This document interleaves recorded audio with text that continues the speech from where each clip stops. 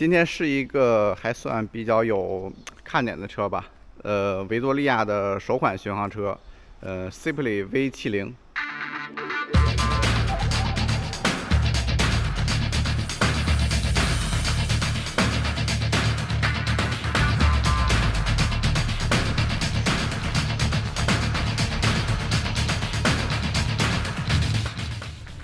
这也是一个700排量的微型双缸的一个中大排量的巡航啊，然后它的风格还是属于那种运动巡航，就像杜卡迪大魔鬼呀，还有贝纳利的502C，整个这个外观的原创度还是挺高的啊。然后设计语言的话偏现代吧，整体也是做的比较满，尤其是一眼看上去它有一个印着维多利亚 logo 的一个特别大的油箱，还有下边2个那个钢体也是把车架都撑起来。反正这个车，一眼看上去还是挺唬人的，挺有力量感的。还是从车灯开始看这个细节吧。然后这个车是机械钥匙启动的，右手把这边的按钮，这边是控制日行还有近光，我们都打开吧。然后中间是可以单开日行灯的。来，这是一个类似于方形吧，然后从侧面看有点像杜卡迪的那个 Monster 那个灯，然后中间一条是日行灯带，然后里边还有一个维多利亚的 logo， 然后上边这个反射灯碗就是都是近光了，然后下边是远光。远光的操作按钮是在它车把的左手边，然后下方是超车，然后把点上边的话，远光就开了。然后车的两边还做了一个灯罩，然后也是为了让这个车看起来更饱满。上边还有一个半透明的一个小风挡吧。转向灯这边的按钮呢，就是像哈雷的那种，左右是分开的。如果你要打双闪的话，就两边同时按。然后我们先按一下左边。看这个转向灯，大家是不是很熟悉？这里边这个3个灯珠的，就是钱江的车系几年前都是用的这套转向灯啊，然后现在这个 V70也用了一样的。除了这个转向部分，它原厂的那个后视镜，今天已经拆了啊，这也是中间有一根线，也是能连那个转向的，但是那个后视镜我待会儿插一段吧，反正就是装的时候也不是特别好装，然后容易装滑丝，然后今天就果断都拆了。而且后视镜那个视野，如果你这个装车的时候车把角度不对的话，它也是调不到一个就是可以正常看到后边的一个角度的。所以说，看厂家后期会不会优化一下。这个 V70给了一个特别粗的一个边境手把啊，而且它也比较宽，不过好在它是一个雁行把。就是还是比较靠近车主这边的，胳膊短的话也是没有问题。现在已经调整了一个合适的角度，就我说的那个，就是油壶尽量平行于地面吧。之后它那个转向灯部分那个视野就是对的了。然后这个握把这边也是，感觉比一般的车要粗一点。仪表这边也用了一个就是比较现代的圆形的 TFT 仪表嘛。像那些就是互联功能应该也是都有的，整体和什么QJ 的闪300呀，还有高金500的仪表也差不多吧。然后它开机的时候还有一个品牌 logo 的一个动画，给大家看一下。这个还是挺精致的啊。还有就是这个 V70给了一个就是巨大的一个油箱啊，然后容积是19.5升。这个即使在700排量段也算是一个比较大的油箱了，主打一个续航没有焦虑啊。然后这个是银色的，我看了一下，这个一共4个颜色，它边上都有这个挺大的一个维多利亚这个贴画。然后再看看后座这边，也是一个用了一个比较复古的一个棕色，然后这个皮摸的手感也不错啊。中间有一些假的缝线的纹理，然后这边是就是拼接的地方还是真的缝线啊。这边还有一个 Simply 的，也是应该是缝出来一个 logo。后座的话稍微有点小吧，但是载个人应该没啥问题，而且后边也给了一个可以方便推车的一个后扶手。然后来看看这个尾灯部分，这个4条灯带的这个刹车灯嘛，和它现在那个2024款的维多利亚踏板150，后边呢也是有一个类似的一个刹车灯，相同的设计语言吧。然后整个这个后车架部分这边还有一个真的一个金属的，应该是塑料的吧，反正一个类似于一个铁丝网的一个感觉。整个副车架还是做的比较现代的。坐高数据这边是715毫米，然后我切一个演示这个坐高的画面吧。然后我身高就算1.7米吧，腿比较短，这个脚踏位置还是比较靠前的，往前伸的话就有点像，黑旗500的那个感觉。倒是上边这个上半身的，它因为这个手把就是比较靠那个驾驶员嘛，所以说你2只胳膊伸开的话还是比较轻松的。上半身的话是偏直立的。然后整备质量的话有225公斤，但是这个车因为做的重心比较低嘛，前后挪车的话还是不算费力。来看这个 V70的硬件配置啊，前后轮都采用了一个16寸的轮毂，前边是130、90、16，后边是个180、60-16。它的轮胎配比在这个排量段嘛不算宽嘛，但是它这样的好处就是它的操控会比想象中这个庞大体型要灵活一些。实际骑乘体验下来是比那个奔达的金吉拉450啊，还有黑旗500是要好骑一点的。然后一对倒立式的 KYB 提供的减震，然后这边看起来像是一个大概300毫米的一个碟盘吧。然后刹车的话是尼信的啊，后轮这边也是尼信的卡钳啊。然后它用了一个皮带的传动结构，是品牌是美国盖茨的。那后边依旧是传统的双弹簧减震，是预载可调的。重点有意思的地方就是它采用的这个是一个微型双缸风油冷的一个发动机啊，能看到很大的这个风冷的散热鳍片。然后发动机也是就是比较传统的那个5档的结构。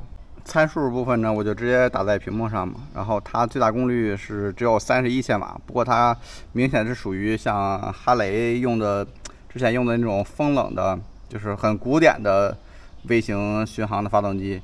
然后偏向于机扭输出吧。然后最大扭矩的话，只在4500转就可以爆发了。实际骑起来，这个车大概就是在3500转左右，这个车就开始有劲儿了。还是照例打着听一下声啊，估计大家对这个微缸都是声音都比较有期待。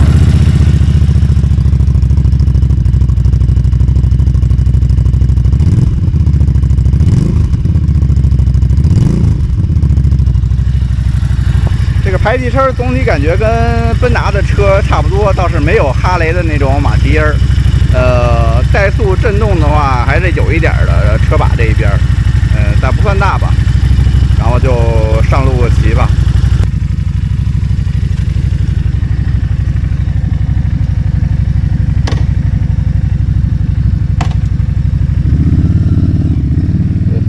这个车也是有滑动离合的啊。但是它用了一个皮带传动，所以说你在降档的时候它还是比较顺的啊。实际这个车重心确实比较低，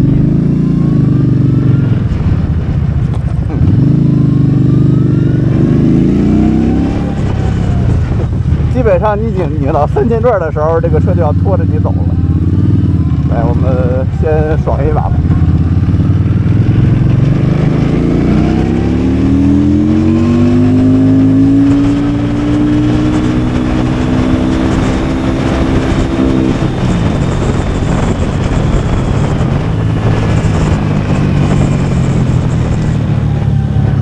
这个车最高转速大概也就8000转吧，不到8000转的样子。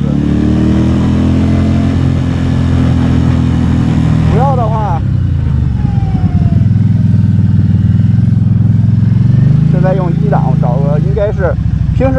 这种车的骑法就是我保持一个大概3000转左右的转速，然后根据路况的话，使用一个档位，然后我需要超车的时候，我直接一把油拧起来。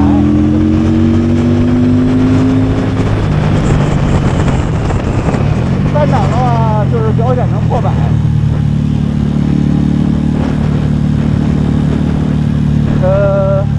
这个维持在4000转的时候，它是膝盖这儿，就是脚的两侧有一个共振。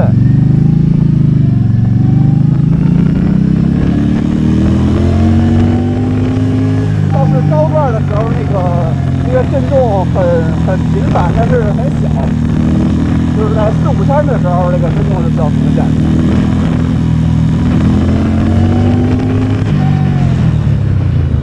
然后再找个地方试试刹车。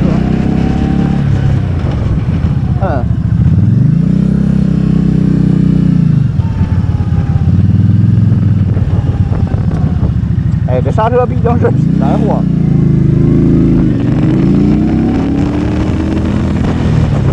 哎，相当线性啊。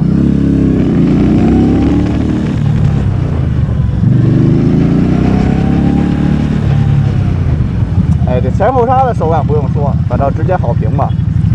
然后我看看能不能踩出个 ABS 来。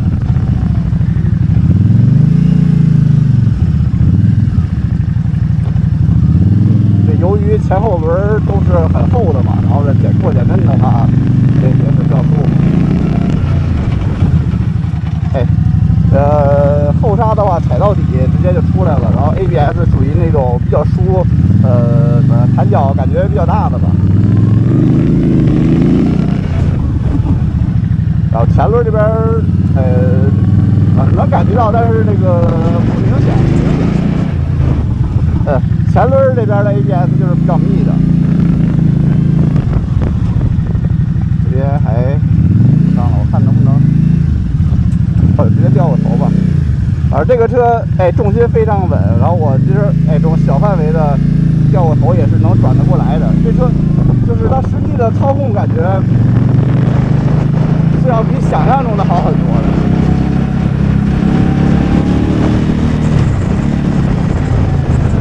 再加上它这个排气的这个明显的这个颗粒感，让这骑这车比较愉悦吧。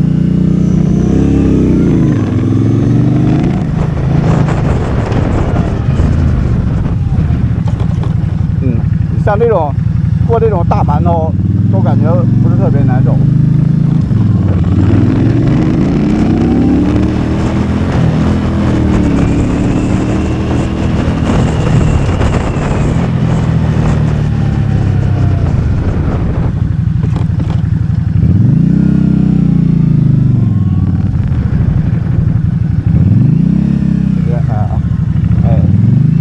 这拐弯还是挺稳的嘛。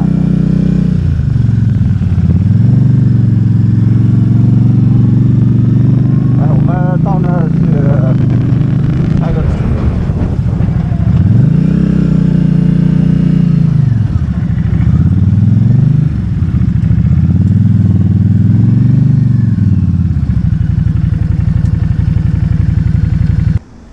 这个 Simile V70，我感觉还是一个比较有意思的一个车啊，它是明显有着一个比较现代的一个外观，还有又装了一个出力比较古典的一个发动机，然后实际骑乘起来，经过就是说它，调的吧，又没有震动又没有那么大，然后加上那个皮带传动，让整个车还是比较接近于现代车那种丝滑的。